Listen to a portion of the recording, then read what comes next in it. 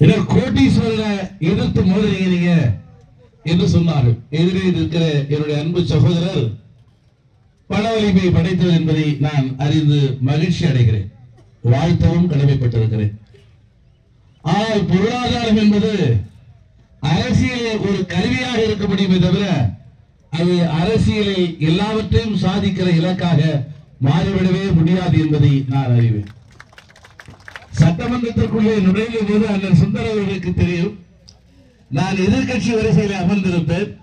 அதிமுக நண்பர்கள் காட்டுமன்னார் கோயிலுக்கு வந்திருக்கீங்களா, உங்களை எதிர்த்து கண்டஸ்ட் பண்ணது யாருன்னு கேட்பாங்க. நான் என்னுடைய அன்பு சகோதரன், நான் யாரை எதிர்த்து களத்தில் இருந்ததோ தம்பி முருகுமாரனை அவர்தான் எந்த வேண்டியில நின்னாரு சொல்லுவோம். என்ன முருகுமாரனா, பணமழை கொட்டி சாச்ச. அப்ப சொன்னாங்க ஒரு வார்த்தை, கூவத்தூர்ல கும்பல் அவ்வளவு ஒரு ஆளு பார், பணமழை கொட்ட இடமா அப்படின்னாங்க. பணமெல்லாம் வரலாற்றில உடன்பிறப்பே என்கிற அந்த ஒற்றை சொல்லுக்கு முன்னால் ஒருபோதும் நின்று விடாது. என் உயிரின் உயிரான சிறுத்தைகளே என்கிற சொல்லுக்கு முன்னால் அது நின்று விடாது. நான் ராகுலுடைய அன்பு சகோதரர்களை திரைப்பட்ட அண்ணன் பேச பாருங்க, மூர்த்தி என்ன அவர் பேசிட்டே இருக்கும்போது உடனே கட்டி பிடிச்சிக்கலாமான்னு தோணுச்சு. இந்த மாதிரி அழகு, இந்த மாதிரி ஒரு உடல் மொழி இன்னமும் அவருக்குள்ளார கேப்டன் விஜயகாந்த் வாழ்ந்துகிட்டே தான் இருக்கிறார். அவரை போய் நீங்க ஏதாவது காசு கொடுத்து ஏதாவது பண்ணிட முடியுமா? இங்க பேசுற நம்முடைய இஸ்லாமிய உடனே ஒரு அண்ணன் என்ன பண்ணாரு, நம்ம ஷாஜகான் தான் இருக்கிறேன், டக்குன்னு காட்டுமன்னார்குடிக்கு போற போட்டு இந்த ஆளு சரியான ஆள் தானே கேட்டிருக்கிறாரு. அதுவே காட்டுமன்னார்குடி முகமான இவர்கிட்ட நிறைய விஷயங்களை சொல்லுங்க, அதை இங்க பதிவு பண்ணியா.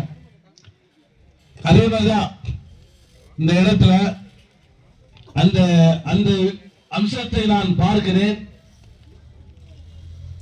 கட்டடங்களை கட்டியமைத்து விட முடியும், நிலத்தை வாங்கிவிட முடியும், ஆனால் மக்களின் மனதை பணத்தை வைத்து வாங்கிவிட முடியாது என்கிற நம்பிக்கையை இந்த அரங்கம் எனக்கு வழங்கி இருக்கிறது என்பதை நான் பணிவோடு சொல்ல கடமைப்பட்டிருக்கிறேன்.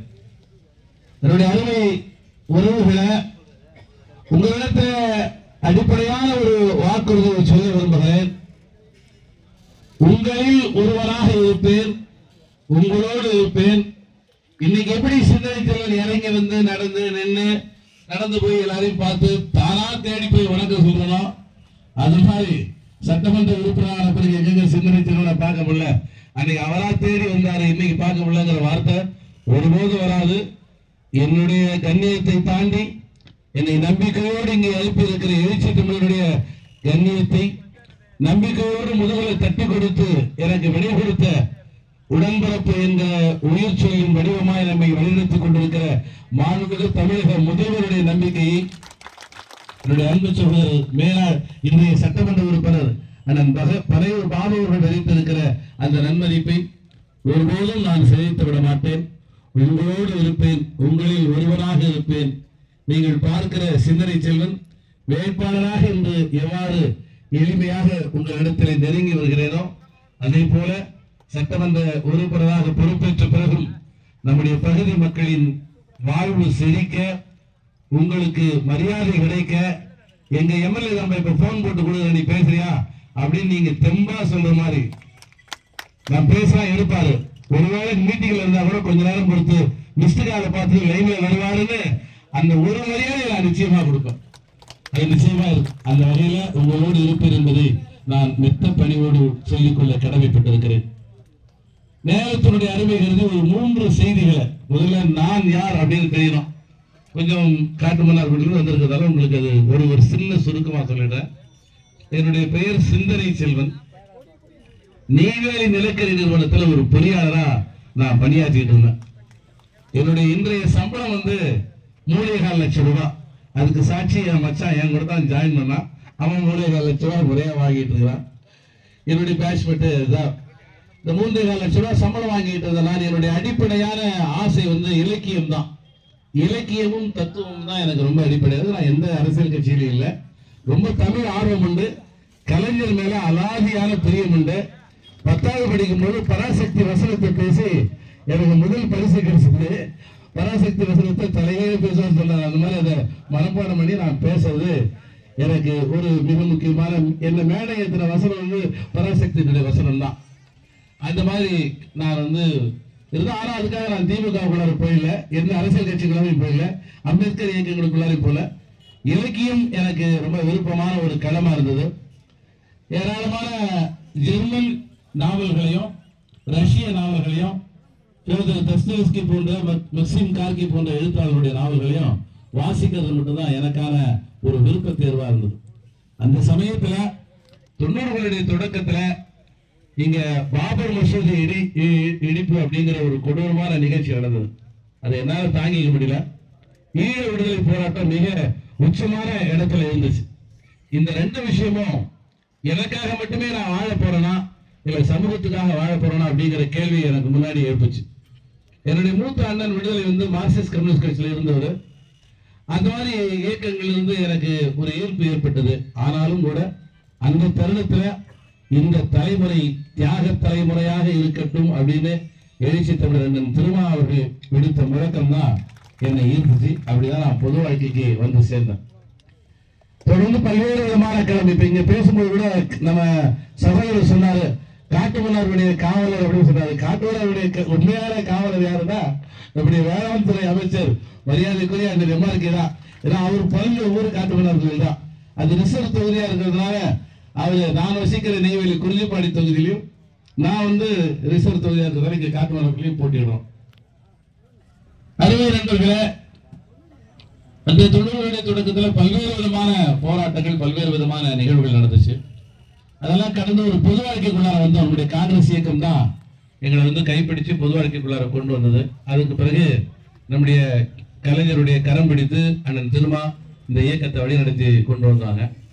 2006 தவிர்க்க முடியாத சூழல்ல நாங்க அணிமாறி இருக்கக்கூடிய ஒரு சூழல் இருந்தது. அந்த சமயத்துல நான் பணியாற்றிட்டு இருந்தேன். நெய்வேலி நிலைக்கணத்துல பணியாற்றிட்டு இருந்தேன். தலைவர் திருமா ஏப்ரல் மாசத்தினுடைய ஒரு இறுதி நாள்ல இரவு நேரத்துல போன் பண்ணி தோழர் சிந்தனை நீங்க நாளை காலைல சென்னைக்கு வந்துருங்க அப்படின்னு சொன்னார். எங்க கட்சியில் மட்டும் நாங்க இன்னும் தோழர் தான் சொல்லிடுவோம். தலைவர் வந்து என்னுடைய மதிப்பிற்கும் மரியாதைக்கும் உரிய ஒரு மகத்தான தலைவர் என்றாலும் கூட அவர்கிட்ட நேரில் போய் தலைவர்னு கூப்பிட்டு அவர் ஏற்றுக்க மாட்டார். 35 வருஷத்துக்கு முன்னாடி எப்படி தோழர்னு பேசுறோமோ அதே மாதிரிதான் பேசணும்னு அவர் விரும்புவார். இப்ப நான் சரி தோழர் நாளை காலைல வந்துடுறேன். அப்படியே வரும்போது மறக்காம உங்க வேலையை ரிசைன் பண்ணிட்டு வந்துருங்க அப்படின்னாரு.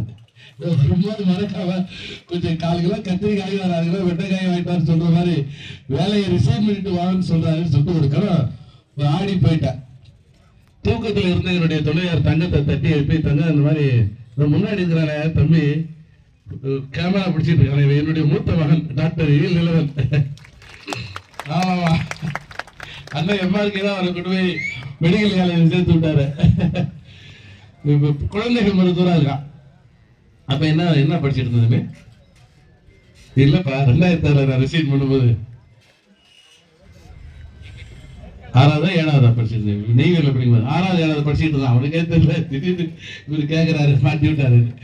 2 பேரும் சின்ன குழந்தைங்களா இருந்தாங்க.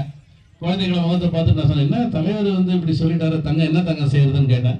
தங்கம் ஒரே வார்த்தை சொன்னாங்க அண்ணன் என்ன சொல்றாரோ அதை கேளுங்க அப்படின்னு தங்கம் சொன்னாங்க. மறுநாள் காலையில ஒரு வெள்ளை பேப்பர்ல எடுத்து ரிசைன் லெட்டர் எழுதி கொடுத்துட்டு நெய்வேலியில் எழுதி கொடுத்து நான் வந்துட்டேன். இது என்னை பற்றி ஒரு சின்ன அடையாளம். இரண்டாவது நான் சொல்ல விரும்புற விஷயம் காட்டுமன்னார்குடிக்கு நான் என்ன செஞ்சேன் அப்படிங்கிறது ஒரு சின்ன ஒரு செய்தியா நான் சொல்லிடுறேன். காட்டுமன்னார் சட்டமன்றத்துக்குள்ள போனோடனே அண்ணன் வச்சுக்கிட்டு எதுவும் தப்பா சொல்ல முடியாது. காட்டுமன்னார் நல்லா பேசுறீங்களே எங்க இருந்து எந்த தொகுதின்னு கேட்பாங்க. காட்டுமன்னார்குடி தொகுதின்னு கேட்பான். காட்டுமன்னார்குடி அது எங்க இருக்கு? பட்டுப்பட்டு ராஜமன்னார்குடி தெரியும். மன்னார்குடி அதை சொல்றீங்களா? இல்ல மன்னார்குடி இல்லைங்க அது காட்டுமன்னார்குடி கடலூர்ல இருக்கு அப்படின்னு கேட்பாங்க. அப்ப காட்டுமன்னார்குடிங்கிற சொல்லே வந்து ஒரு பெரிய அளவுல பிரபலமா ஆகல, எல்லாருக்கும் தெரியல. முதல் நாள் வந்து இந்த மெய்டன் ஸ்பீச் கண்ணீர் பேச்சுன்னு சொல்றீங்கன்னா அந்த பேச்சுல எழுந்திரிச்சு பேச ஆரம்பிச்சேன். அப்பதான் எங்க சொந்தம் தண்ணி எடுத்து குடிச்சுக்கிட்டு மாதிரி நினைக்கிறேன்.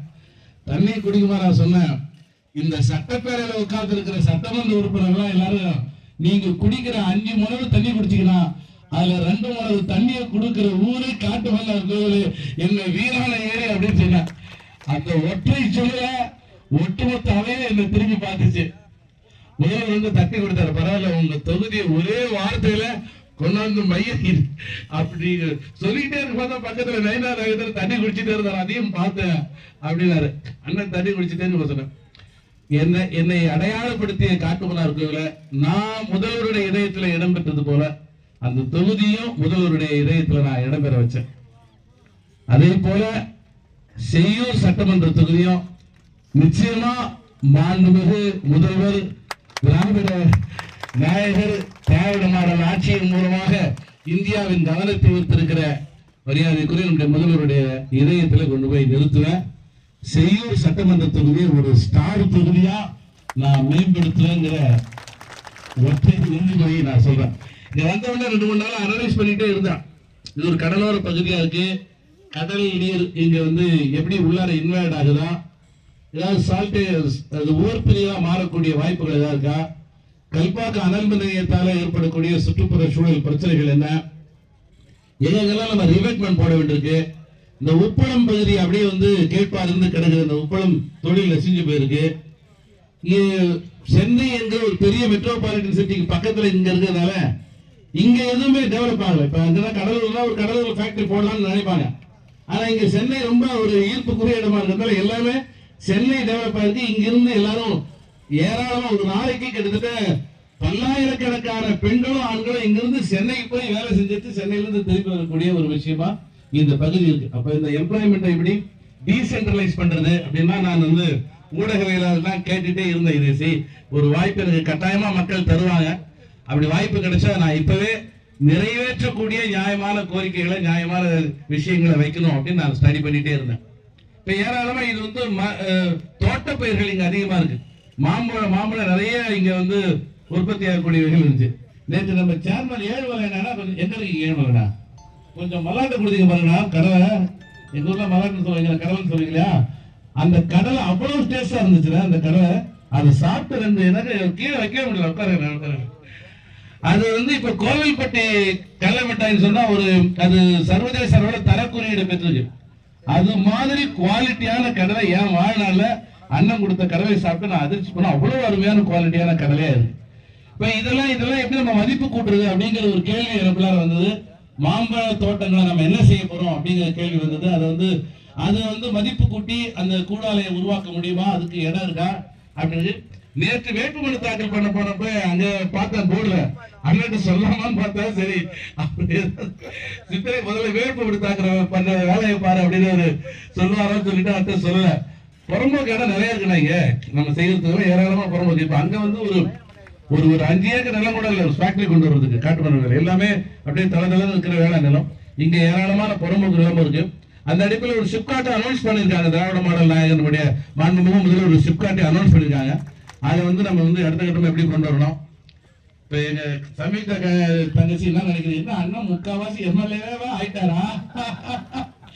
இல்ல சமீ, என்னன்னா நம்ம மக்கள் நம்ம மேல அன்பை காட்டியிருக்காங்க. இறைவன் நமக்கு எந்த இடத்துல வச்சாலும் நான் இந்த கோரிக்கைகளை எந்த நிலையில இருந்து நான் வைப்பேன். அது வந்து மனசுக்குள்ளார ரொம்ப ஆழமானது.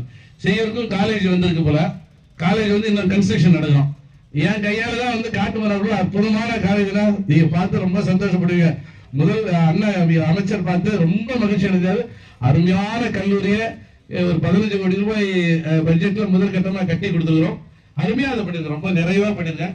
அதே மாதிரி செய்யூர் கலை கல்லூரியும் பார்க்கறதுக்கு கண் கவரக்கூடிய வகையில் ரொம்ப சிறப்பா நம்ம பண்ணோம். அதே மாதிரி வந்து நம்ம வந்து எப்படி வேலைக்கு போறாங்க, உடனடியாக வேலைக்கு போறவங்கள உடனே இங்க கொண்டு வந்து பண்ண முடியாது. பட் ஆனா வந்து சர்வீஸ் கமிஷன் எழுதுறதுக்கும் இந்த எம்ஆர்பி இந்த நீட் எக்ஸாம்ஸ் எல்லாம் ப்ரிப்பேர் பண்றதுக்கும் ஸ்டூடெண்ட்ஸுங்களுக்கு ஒரு 2-3 பெரிய அளவிலான வந்து ஒரு இன்டெலெக்சுவல் ஹப்பை நம்ம உருவாக்கலாம். அது பண்ணலாம், அந்த மாதிரியான விஷயங்களை செய்யலாம். நிறைய யோசிச்சுட்டே இருந்தேன். அப்புறம் ஹாஸ்பிட்டலும் கூட செங்கல்பட்டு தான் இங்க எல்லாமே ரெஃபர் பண்ணிருக்கீங்க போலுங்க. பட் இந்த பக்கம் ஒரு என்ஹெச் இருக்கு, இந்த பக்கம் ஒரு என்ஹெச் இருக்கு.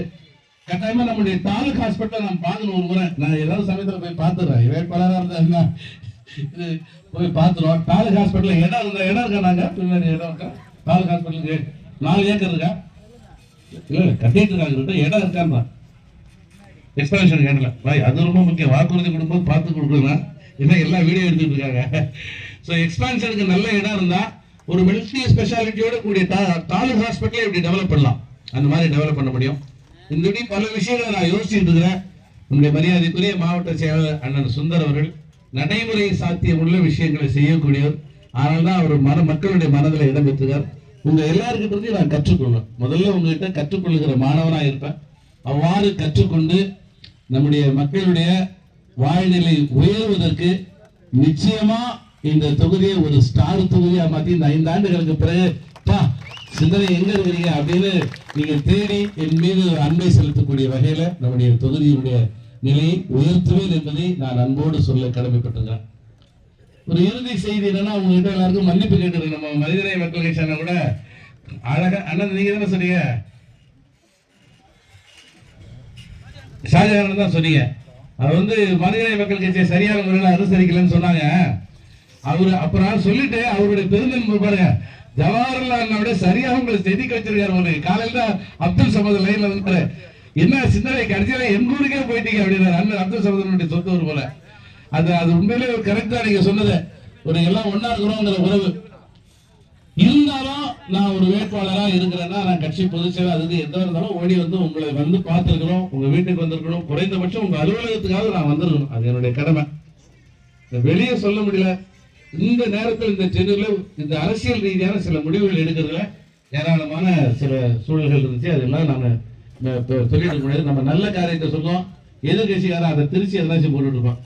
எதை செஞ்சாலும் அது பாரதிய சொன்ன மாதிரி அது செட்டில் ஆகிற வரைக்கும் சின்ன சின்ன டிஃபரன்சஸ் இருக்கும்.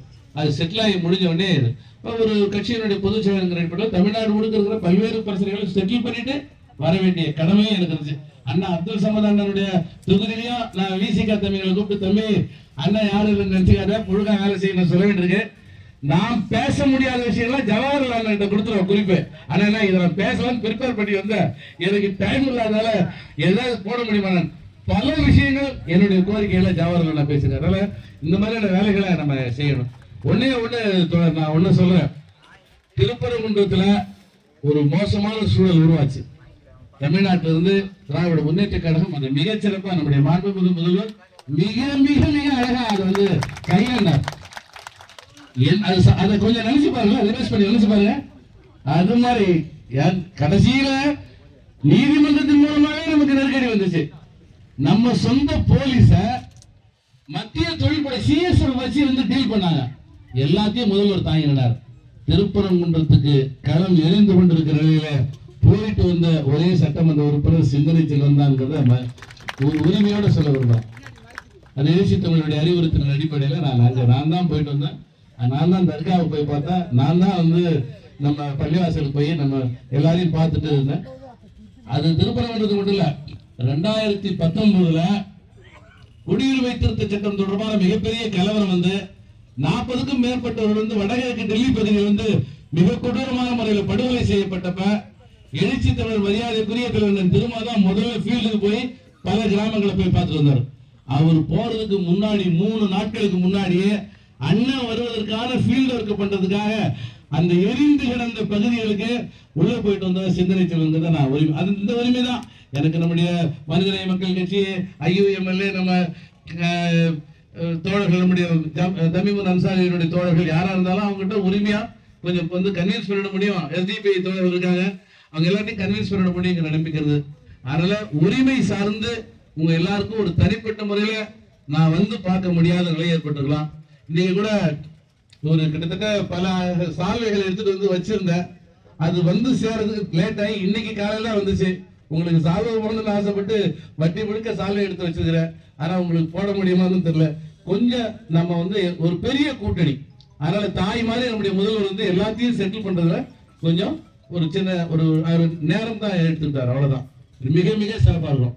நான் கேட்கிறேன், திமுக, காங்கிரஸ், தேமுதிக எத்தனை கட்சிகள் சொல்லிட்டே போன அதெல்லாம் இப்ப மறுபடியும் ஒரு பேப்பர் எடுத்து மெமரிகளை எழுதி சொல்லணுங்கிற அளவுக்கு மதிமுகவிலிருந்து இந்த நிகழ்வுல இடதுசாரி இயக்கங்கள் இருந்து அத்தனை இஸ்லாமிய ஜனநாயக அமைப்புகளை எல்லாமே ஒருங்கிணைந்து ஒரு கூட்டணியில் நிக்கிறோம்னா, செய்யூர் பகுதியில இங்க யார் வெற்றி பெறதுங்கிறத விட எவ்வளவு வாக்கு வித்தியாசத்துல இந்த வெற்றியை மாண்புமிகு முதல்வர்கிட்ட நீங்க ஒப்படைக்க போறீங்கிறதா கேள்வி.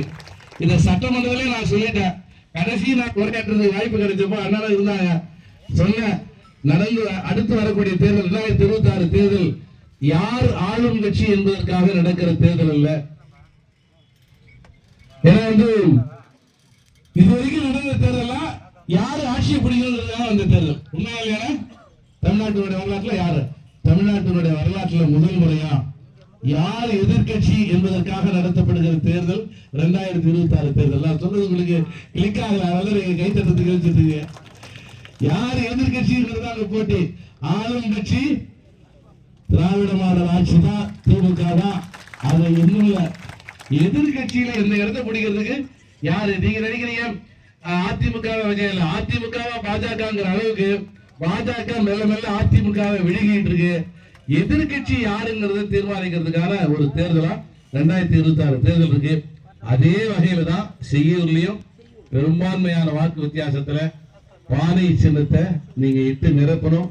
உங்களுடைய அன்பால, உங்களுடைய பாசத்தால, உங்களுடைய நம்பிக்கையால பானையை நிரப்புங்கள், பானையை நிரப்புங்கள். வாழ்வின் கடைசி மூச்சு வரை நன்றியோடு இருப்பேன், நன்றியோடு இருப்பேன் என சொல்லி விடைபெறுகிறேன். நன்றி, வணக்கம். மறுசார்பற்ற